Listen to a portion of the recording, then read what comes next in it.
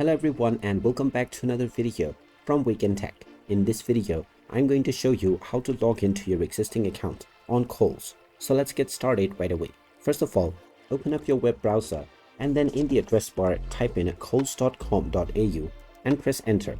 You will now be taken into the official Kohl's website. Now click on the login/sign up button at the top right corner, which will now take you into the portal. Now if you don't already have an account, you can use this same portal to sign up as well. To log in, just type in your email address that you have used while signing up for your account and then click on the continue button.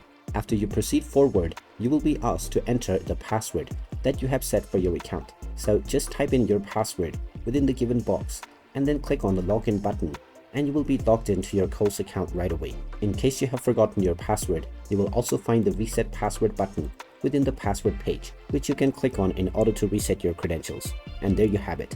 That is how easy it is to log into your existing account on Kohl's.